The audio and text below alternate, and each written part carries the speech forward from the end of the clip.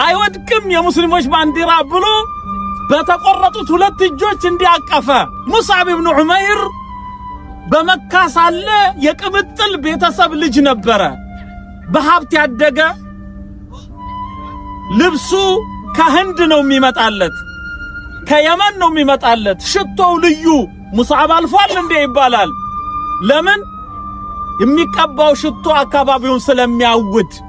በመካ ውስጥ ያለች ማንኒትም ልጃገረድ ሙስዓብ ባሏ ቢሆን እምትመኝ እንጂ ከዚህ ውጭ አልነበረችም።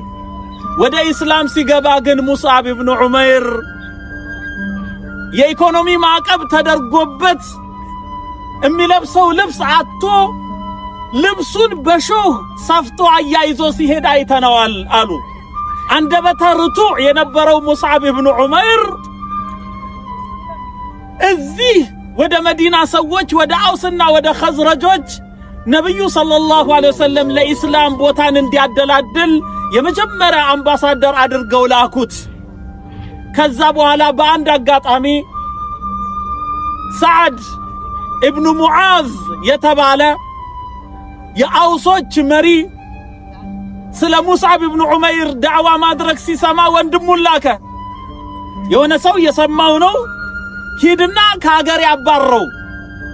የሰዓድ ኢብኑ ሙዓዝ ወንድም መጥቶ ሙስዓብ ኢብኑ ዑመይርን ሲያዳምጠው ይህንንማ እኔ አላባረውም አለ። ወደ ወንድሙ ሄደና ሂድ አንተ ራስህ አባረው አለ።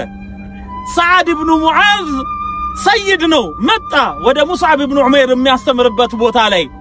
ከዛ በኋላ በቀጥታ አንገትህን በሰይፍ ሳልቀላው ውጣ ካገሬ ሲል ሙስዓብ ኢብኑ ዑመይር አንደበተ ለስላሳው ሰሓቢይ መልከ መልካሙ ያ አኸል ዓረብ አንተ የዓረብ ወንድም ሆይ ከኔ ትንሽን ነገር ስማ ታገስና ከወደድከው እሰየው ከጠላሁ ግን አገርን ጥዬ ወጣለሁ አለ። በደአ የሽረሑ ለሁ እሙር አልኢስላም። ከዛ በኋላ የኢስላምን ጉዳይ አንድ በአንድ እንዲህ ብሎ ነው ብሎ ሲያብራራለት ቃለ አነ ድኹሉ ኢላ ዲኒኩም ሃዛ፣ ወደዚህ እምነታችሁ እንዴት ነው ምገባው አለ። ሸሃደተይ ሰጠው ሙስዓብ ኢብኑ ዑመይር ሰለመ። ሙስዓብ ኢብኑ ዑመይር በመዲና በመካ እንደዛ የነበረው በመዲና አወሉ ሰፊር የነበረው የሞተው በዚህ ማዕረካ ነው። ሙስዓብ ኢብኑ ዑመይር የሙስሊሞች ባንዲራ ያዥ ነበረ። ከዛ በኋላ በቀኝ እጁ ባንዲራውን ከፍ ሲያደርግ በዛ ቀውጢ ጊዜ ቀኝ እጁ ተቆረጠ። እንደገና በግራ እጁ ይሄ ደም እየፈሰሰ በግራ እጁ ያዘ፣ ግራ እጁ ተቆረጠ።